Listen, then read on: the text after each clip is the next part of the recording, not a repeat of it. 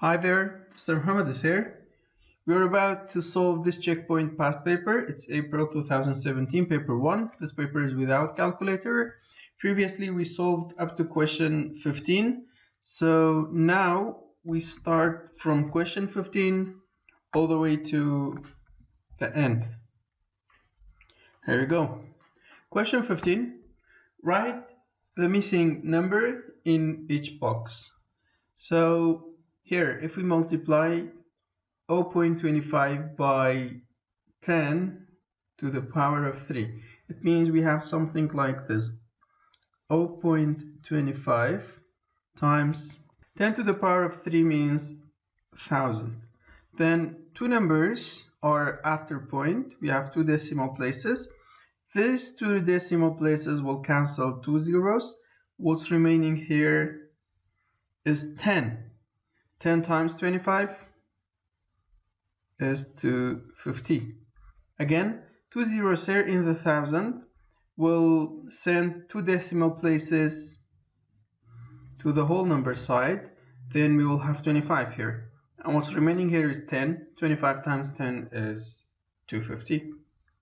So negative power works like fraction, but it's negative power with division. So it means we're gonna send this much numbers from the decimal places to the whole number side.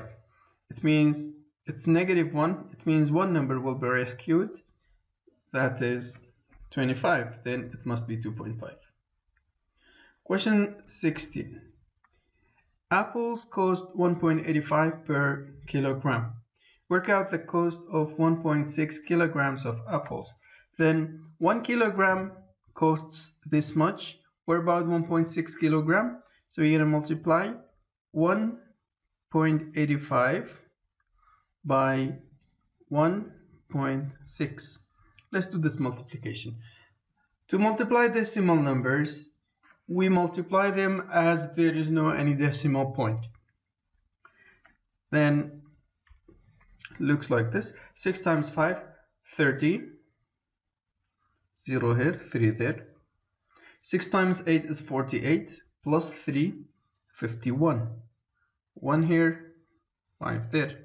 6 times 1 is 6, plus 5, 11. Okay, for this number, we're going to write a 0 here. Then 1 times 5, 5. 1 times 8, 8. 1 times 1, 1. Add them. 0, 6, 9, 2. So we got 2960. Now look at the number. How many numbers are after point? 1, 2, 3. Then count 3 numbers. 1, 2, 3. Here is the decimal point. Here's the decimal point. That's how we multiply decimal numbers. Firstly, we don't care about the decimal point. And finally, you count how many numbers are there at all. Altogether, there are 3 numbers, 3 decimal places. Then we leave 3 decimal places and put the point down. The coordinates of point A are 1 and 2. The coordinates of point B are -3, 4. Find the midpoint. To find the midpoint, we're going to add the x's together, then divide by 2. Add the y's together, divide by 2. As you know, the first number always stands for x. We're going to add these two x's together, then divide the result by 2. The second number stands for y. We're going to add these two y's together, and then divide the result by 2. 1 plus -3 is equal to -2. Divide by 2. It will be -1. 2 plus 4 is equal to 6. Divided by 2 is 3. That's how we find midpoint between two coordinates. Add the x's together, divide the result by 2. Add the y's together, then divide the result by 2.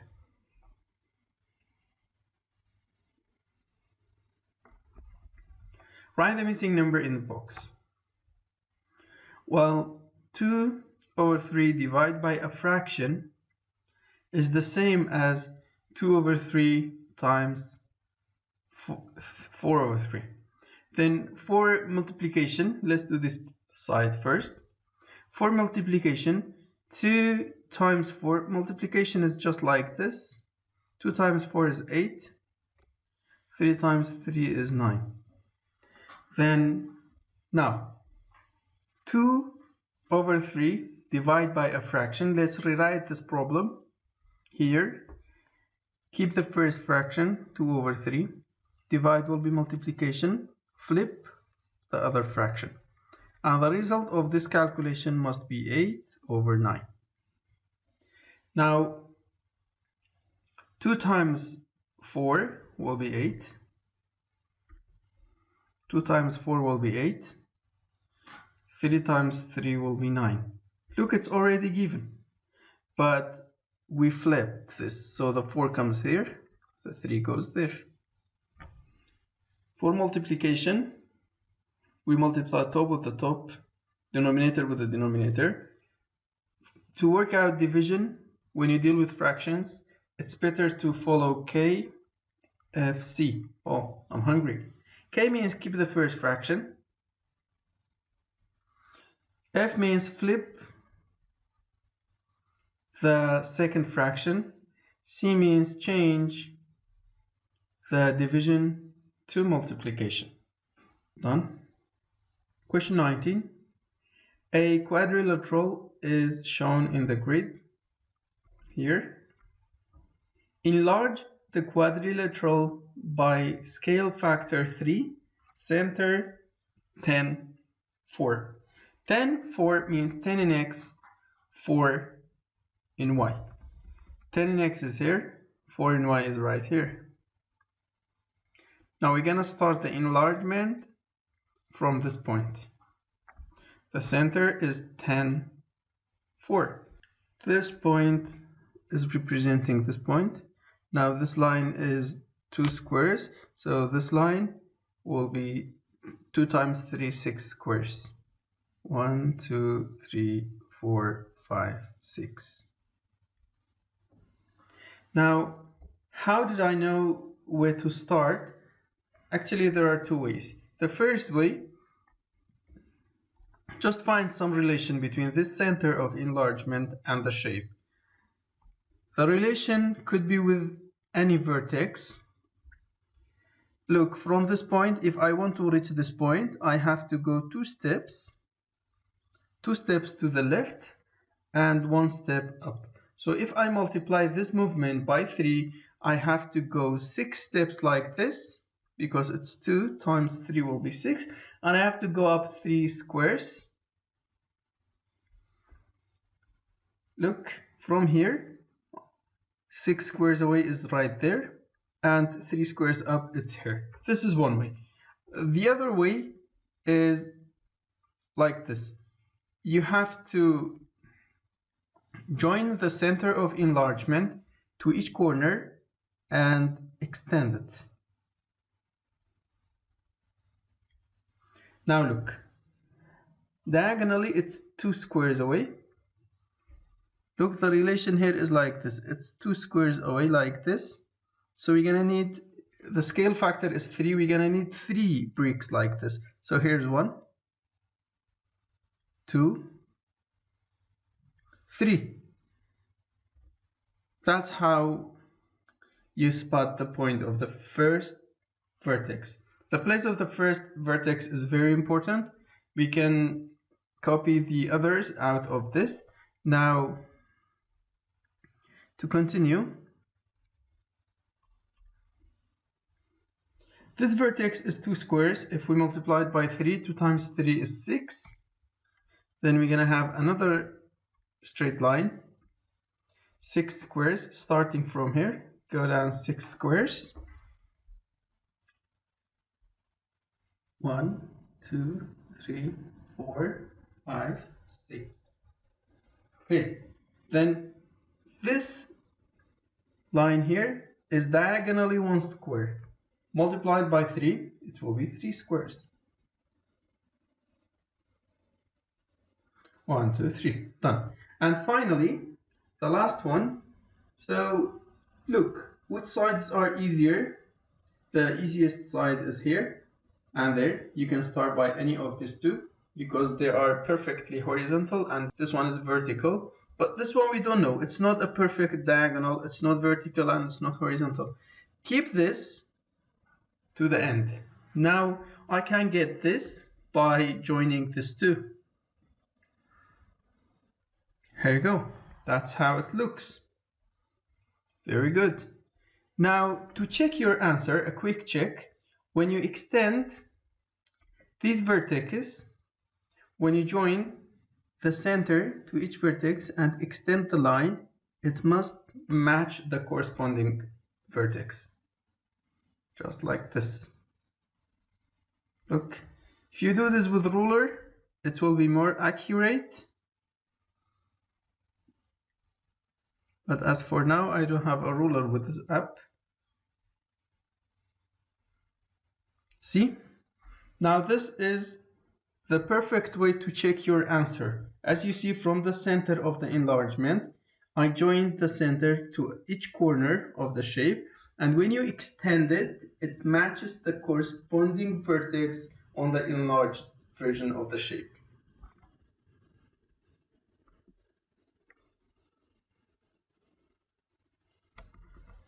Draw lines to match the equal values.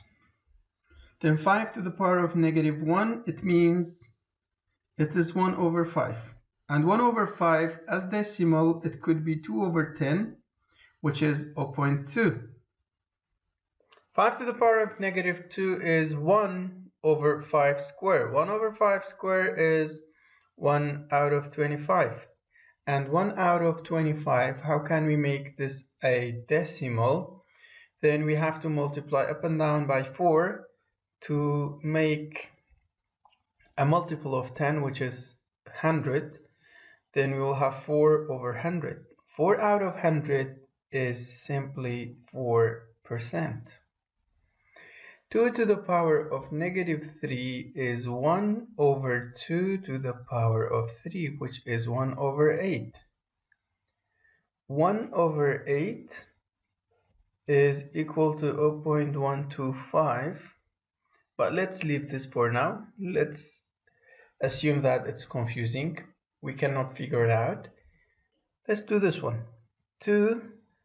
3 to the power of -2 is 1 over 3 power 2. 1 over 3 power 2 is 1 over 9. It's here. Then this one, when you see two numbers, they have one power, the power goes to both of them. Then this one, if we analyze it, it will be 1 to the power of 2 over 2 to the power of 2. Then it will be 1 over 4. 1 over 4, as you know, it's quarter. Quarter is 0.25. Now look, what's remaining is 0.125. Done.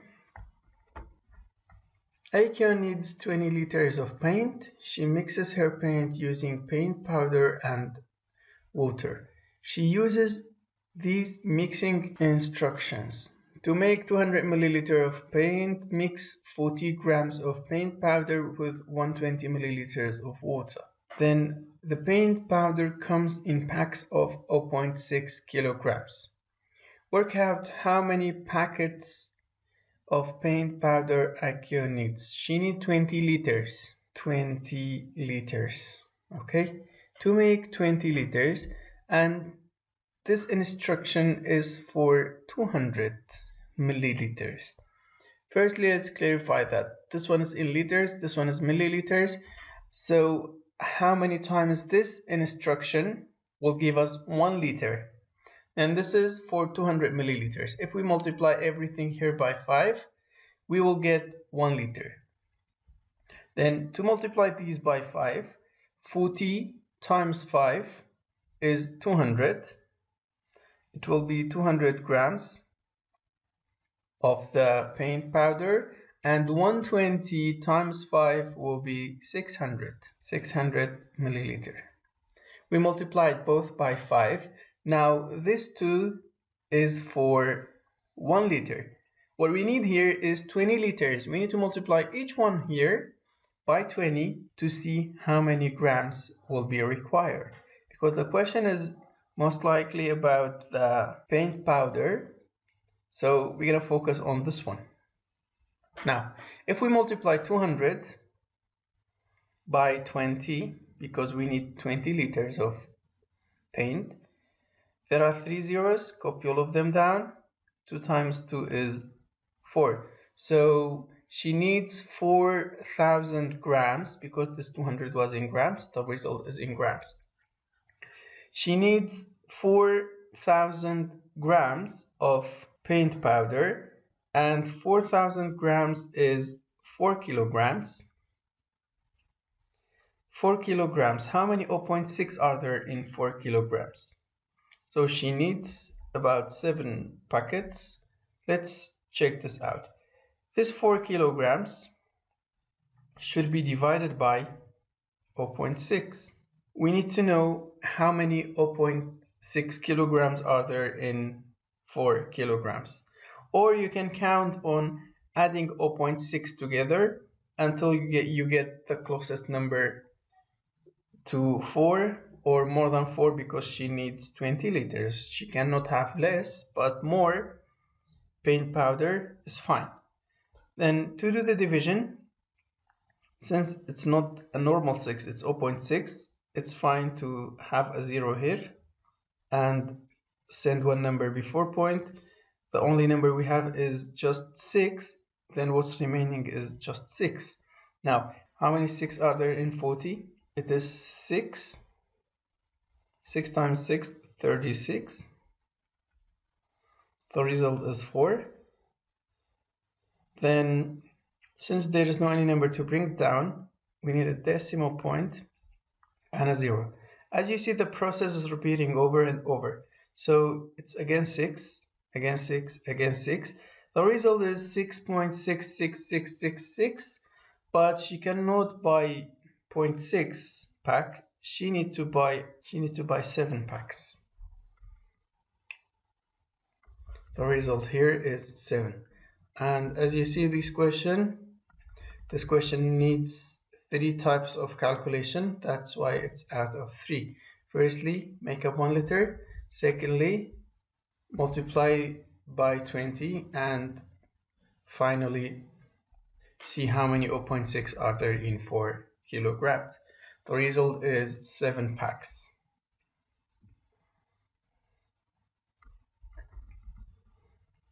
Here are 2 rectangles, A and B. Give a description of the reflection that transforms rectangle A onto rectangle B. Since the rectangles, one of them is vertical and the other one is horizontal, there must be a diagonal mirror line between them. Then to describe this, once we got the mirror line, the reflection will be easy. And where is the perfect mirror line that passes between them diagonally? So a mirror line that goes on this line, this diagonal, it has an equation.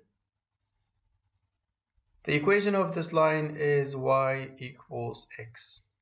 Remember this line. Whenever you see a line perfectly going between 1, 1, 2, 2, 3, 3, 4, 4, and it's passing 0, passing the origin, the equation of this type of straight line is always y equals x. If you look at the coordinates of this line, look, the x here is 1 and the y is also 1. Here the x is 2, the y is also 2. That's why we called x is equal to y, or y is equal to x.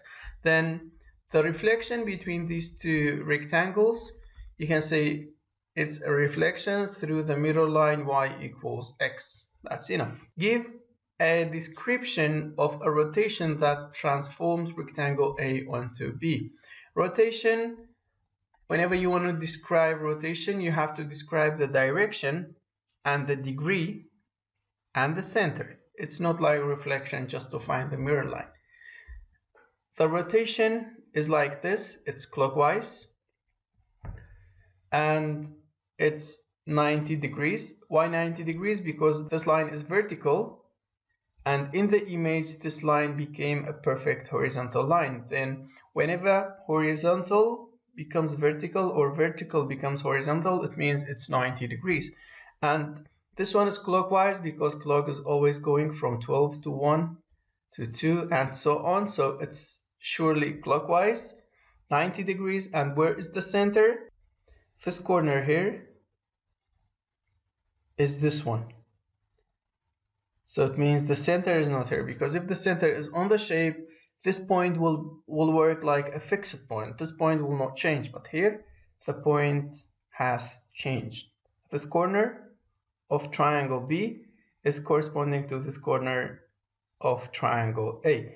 So I always recommend using tracing paper when you work on transformations like reflection, rotation, and translation, because when you are using a tracing paper, you can exactly find the center of rotation. Then this is the center. Join the center to this middle, and this middle is correspond to this one. These two are correspond. See, here is a perfect 90-degree angle between them, and the angle is laid on the clockwise side. That's how you can expect where is the location of the center. There are some other ways, but I don't want to tell you for now, because these ways, they don't work 100% of the time. We can get the center of rotation. To get the place of the center, so you can expect that the center cannot be here, because if you rotate this rectangle from something here, it sends the rectangle to somewhere around here. We don't need it. And if you want to send this rectangle from a center of here, you must rotate it anti-clockwise to send the rectangle A onto B. But the rotation is clockwise, that's why the center cannot be here. Let's search for the center here. Then if you think a point like this is the center, just join the point to a corner of the first shape and join it to the corresponding corner on the other shape. See, is there a 90-degree angle between them? No, it means this point is not the center. Then let's check something else. So when this one is not the center, this point is quite similar to this one, so none of them can't be the center. Then let's check for here. If we join this point to the middle of this line and join it to the corresponding place on the other shape, look, this point here is correspond to this one, because they both from the middle of these two sides, while these two sides are just the same side from each shape. Then you see here is a perfect 90-degree angle between them, and the angle is located on the clockwise side. Then this is the perfect center. The center here for this rotation is 3, 3. Now to describe this rotation, you say rotation, if the question didn't identify the type of transformation, it's rotation 90 degrees clockwise about 3, 3. That's how you describe. Rotation 90 degrees clockwise about 3, 3. Put a ring around the calculations that have an answer greater than 42.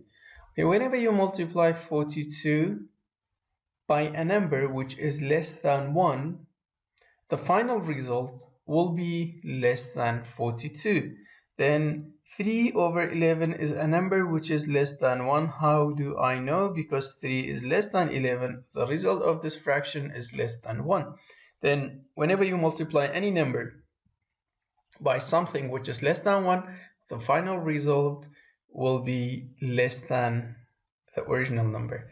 Then we need calculations that are an answer greater than 42, not less. This is less.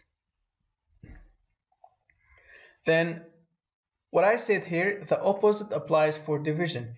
When you divide a number by something which is less than 1, the final result will be greater than the original number, which is 42. 5 is less than 8, so definitely 5 divided by 8 is less than 1. And whenever you divide a number by something less than 1, the final result will be more than the original number that you work on. Again, we divide 42 by something which is less than 1, 0.18 is less than 1, so this calculation is also greater than 42.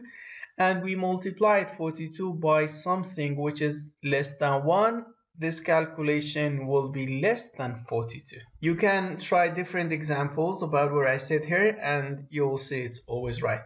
Complete this multiplication grid. Then 4 times which number will be 1? So it must be a quarter. 4 times a quarter is 1 and quarter is 0.25.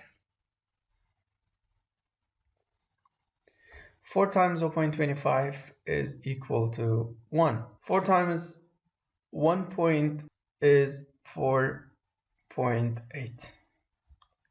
If you consider it as 12, 4 times 12 is 48 and one number is after decimal point, one number have been sent after decimal point. Now, 0.25 times which number will be equal to 0.3? As you know, 3 is not a multiple of 25, so it's not easy to guess what could this number be. Then, since it's a decimal number, it's fine to add a 0 after the decimal point. 30 is not a multiple of 25, but 300 is a multiple of 25. 300 is fine, it's a multiple of 25. Then in each 100 there are 4 25s. What about in 300? 3 times 4 is 12. So there must be 1 and 2. Now, in the 0.300 there are 3 decimal places.